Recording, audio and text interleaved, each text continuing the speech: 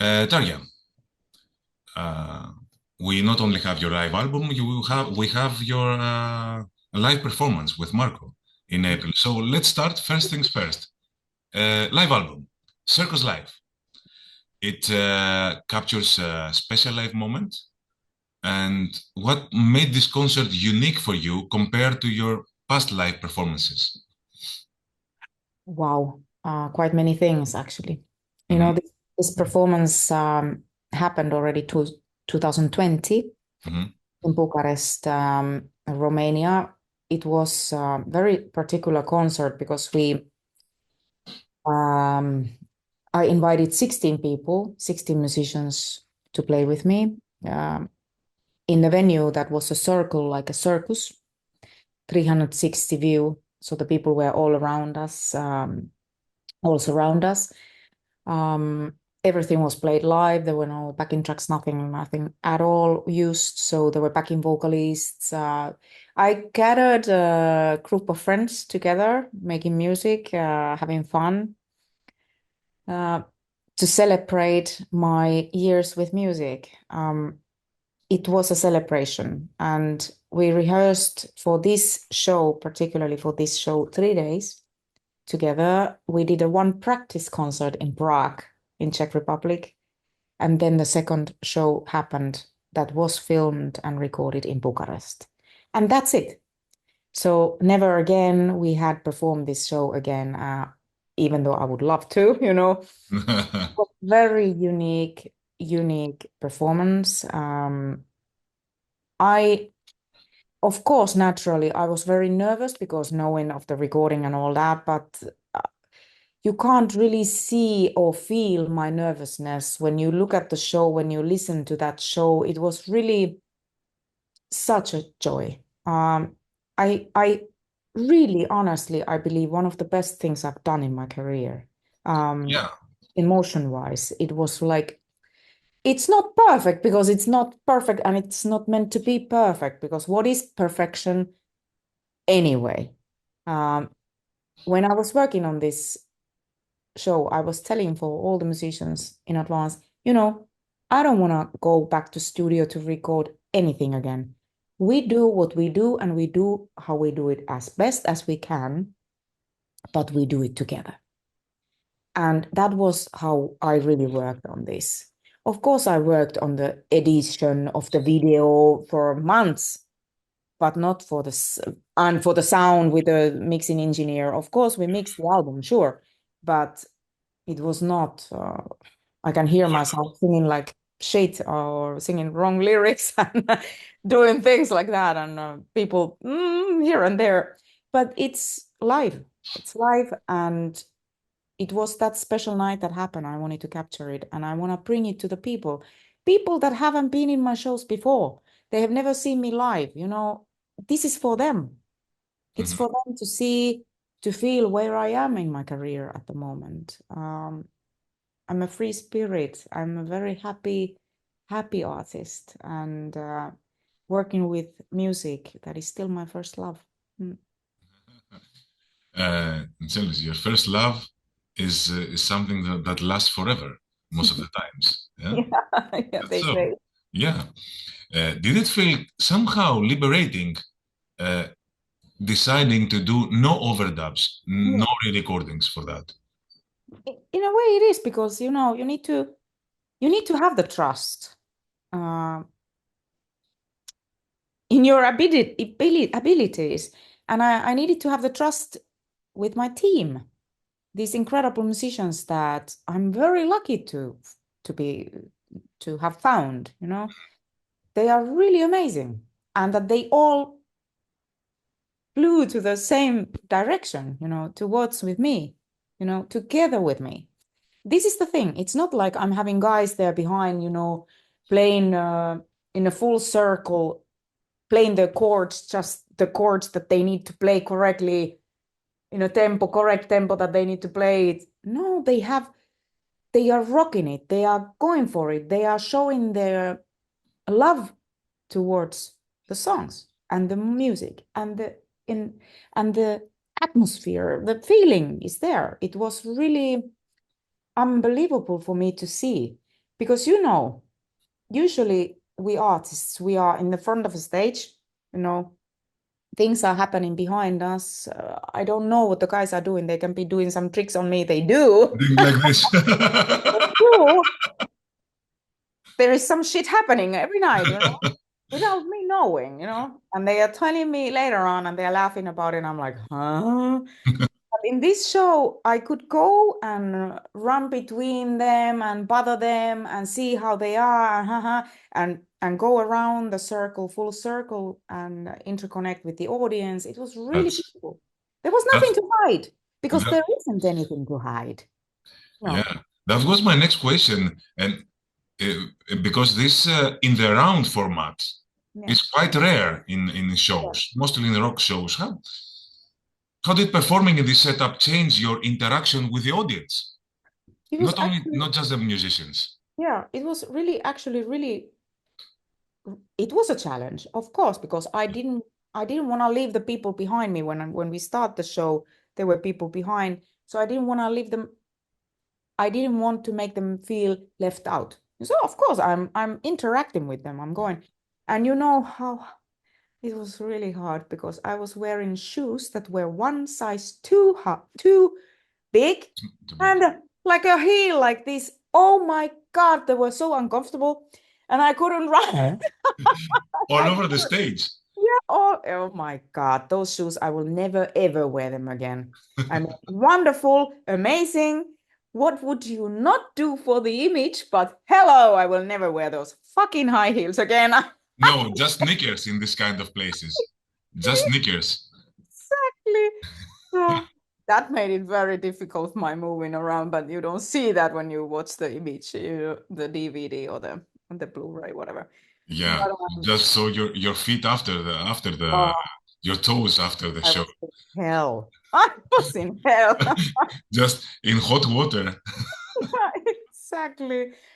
But it was very interesting. And I think it's for me as a music fan, I go to the concerts. I love purchasing albums still from my favorite artists, or I love music, and I actually miss going to concerts, even to opera. I miss that kind of things because just the time is my enemy, and I'm a hardworking woman, but also a mother, and I'm touring constantly away from home. So there is just not enough time to do all the things that I would actually like cultural-wise to educate myself and go out there and see how other artists are doing their job.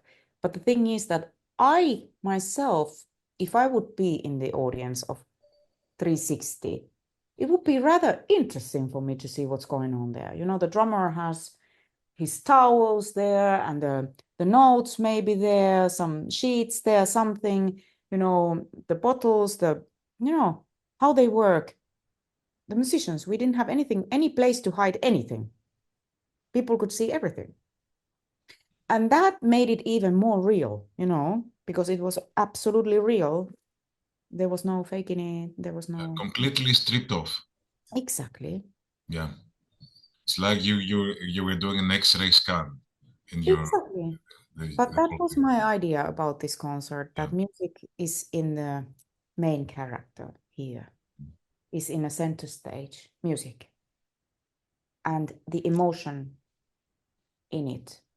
It's very important. You've seen my shows. Maybe you've seen that I have very mixed audience in my shows. Still, some shows they accept that children are coming there. Well, in this show, there were children there with their parents, and there were grandparents, whole family, gatherings even Mhm. in my shows, and which I very much love because, it doesn't music is I don't write music for certain kind of group of age, or I don't direct it, direction is for 20 plus or 20 minus. No, music is music. For me, it's music. If it touches me, I just hope it's out of my hands already when it comes out of there, if anybody's there to listen to it. But Yeah, yeah. And this show was recorded. This show took place before the world shut down in yeah, 2020, uh, and it was a limited edition bonus of your box set initially. What inspired the decision to release it as a standalone product now? It was, Because I think if I'm not wrong, in the end of 2024, earMUSIC released another live album called Rocking Hills Live at Hellfest. Mhm. Do you think there might be a kind of confusion? What made you release that as a standalone product? Um, these live shows, there are many live shows actually called Rocking Heels, you know. Yeah, We made a like I made a commitment with earMUSIC that we are doing like lots of different live shows of mine. It's a consistent package, many live shows. It's a lot of work for me because we are mixing the product, we are doing the artwork for the product, we are doing everything. So it's a lot of work, like working for a normal album, even though it's yeah. being recorded live. Um, but this show particularly was something that is a very big impact, was on a big impact for me personally. As I said to you, that I feel like it's one of the best things I ever done in my career. I wanted people to see it, even though it was already released, but it was like a teeny tiny thing there on the sidekick, like something Yeah. like that. Or for the hardcore fans that will that they know me and they wanted to purchase something that it was more expensive at the time as a special package. Mhm. Now I said, okay, but we did so many incredible photos for the session, for that concert. Um, Tim Tronco and my friend came to shoot the photos. I want to show the people that what was going on there. I want them to see this, what happened, because I have my wish that one day I can repeat this still, hopefully, because it was something really, really wonderful to do. Mhm. Uh, and so that's why I said, I want to run this. I want to have it. Circus Life features songs that in the studio version you had some special guests like Demons in You with Alisa and Dead Promises with Bjorn. Did you try to bring those artists over to the show, or were you fine with the singers that you already had on stage to do their part of the vocals? No, we did new arrangements for many of my songs actually. Yeah, This for this we can show. hear it. Yeah. Yeah, there are new arrangements done. I invited my brother for the show to sing along with me in some songs. I also asked two backing vocalists, Chiara and Clementine, to come to sing with me. So we did a lot. It's a completely new renewing the songs of mine kind of for this particular concert. And so some songs got a new life completely, like Falling Awake. It's totally open song now with a string quartet. Like a lot of new stuff is happening there in my songs, and Yeah, yeah. which also made it very special. Sometimes I could identify the song by the lyrics Yeah, because it's exactly. no, which song is that? I say, Yeah, okay, these are the Diva. lyrics. Yeah, Diva is done in a way more heavier way than the original song. Lot less orchestrated, and yeah, there are a lot of changes. Yeah. Hmm. Mhm. Um, you collaborated with Marco again on Left on Mars, which is featured on his brand new album, and you are touring with him. How did this collaboration happen, and what do you enjoy most while working with him? To answer your question first, what I enjoy most working with him, that I've been really enjoying to get to know him for the first time ever, I see. It sounds strange to you. I was in a band with him for Mhm. many years, but I didn't know the guy behind. Why? Uh, I mean, I really didn't. So he has changed, and I'm very happy for him. Very happy for him. He's doing great. Um, he's free. Uh, we have now a lot more in common, and we can talk, we can communicate, and we are in touch more than we ever been, ever, never, ever. We are in touch, and I can call him as a friend, he is my friend. So this all started in 2012. I took part of one of the biggest productions in Finland happening every year. It's called Raskasta joulua. It's a Christmas production that they do the Christmas songs in a more rock metal way arrangements. And I was one of the invited guest singers on that show. A couple of shows we did in Finland at that time. Marco was there. Marco is one of the original members of the project, and so I knew that I was gonna meet him there after so many years of silence between us that I hadn't heard anything from him, vice versa. And so we met there for the first time, and it was just like very natural. Obviously, we both were nervous. Obviously, it was no faking in that. He just came to my backstage room, run late in time. You know, I was expecting him to be in a sound check. He didn't show up. I was like, I'm gonna be singing a song with him. It was an Ave Maria, Schubert's Ave Maria, done with Finnish lyrics in a very emotional way, and particularly that song sang by me and Marco for Finnish audience, like 5,000-6,000 people there. Wow. It was so emotional. After we finished the first song we sang together, people just collapsed. The audience, they started crying and screaming like crazy. You know, Finnish people don't show that much of emotion usually. Yeah. Not like Greek. Not like Greek. Not You can like expect Greek. it from Greek persons, but not from Finnish. Yeah. No. It was crazy. It was crazy. And so after a couple of shows, Marco, after the last concert, he invites everybody in the production to the backstage and apologizes me in front of them, in front of everybody. Made me cry in that moment, and we cleaned the table, we made peace. After that. What did he apologize for? Because he was late? No. No, because of the past? Yeah. Okay. And then it was silence again. I lost the contact with him for a few years. And then I saw him performing in Switzerland a couple of years ago in the same festival. I was headlining the festival. He had a show with his band there. So I contacted the promoter and said, hey, I would love to, sing Phantom of the Opera with Marco, but I have lost the contact. So could you please forward my message to him?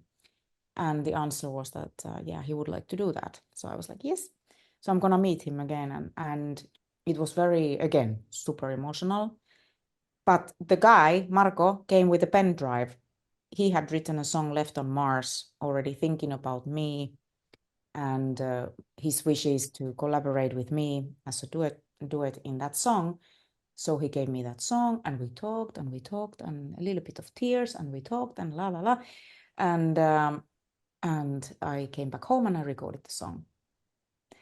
I love the song. And I love making music with him again. And then the touring started, the ideas of a touring together started, and it's been so nice. We've been doing great shows, and we are very happy. Do you feel kind of liberated working together in another, not in the Nightwish, under the Nightwish umbrella, but under Marco and Tarja? Man, how free I have been for 20 years or plus as a solo artist.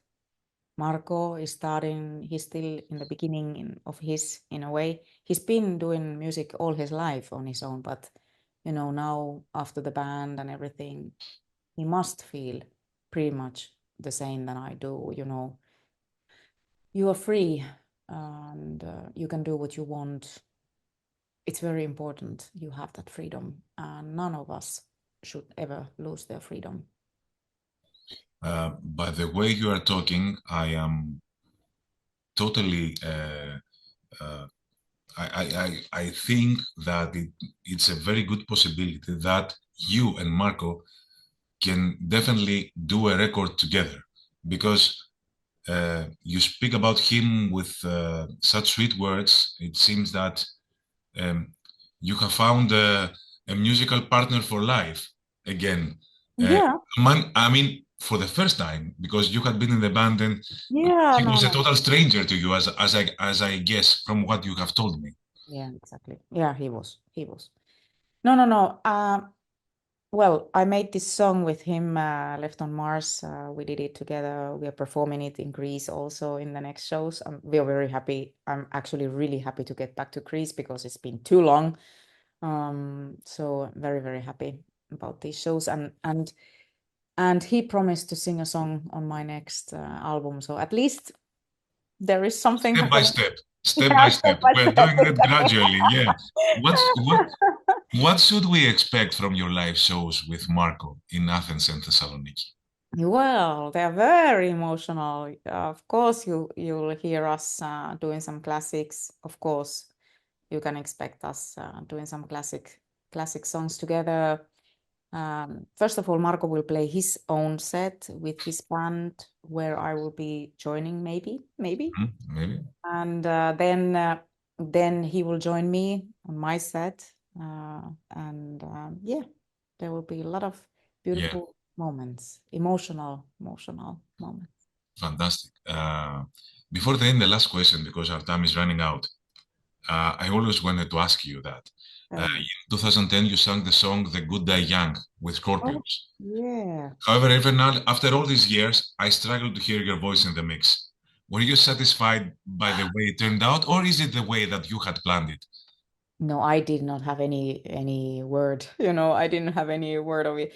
Um, uh, I've heard them saying somewhere that we shouldn't have done it this way. You know, I've heard it because it's like people are saying, "Ah, but where is Tarja?" You know. I can hear it. Yeah, I know. But you know, no, it was that time and it was their decision to do it Yeah, that way. okay. I was very happy to collaborate with them. And Of the course. fact that it's been amazing to get to see them and to get together with them. And I'm actually really looking forward if I happen to be here in Marbella next summer because they are gonna be performing here in Marbella. So I really hope that maybe there is a reunion time again. Yeah, Time after time, year after year, as we get together with them, and it's such a wonderful people. yeah. Mm.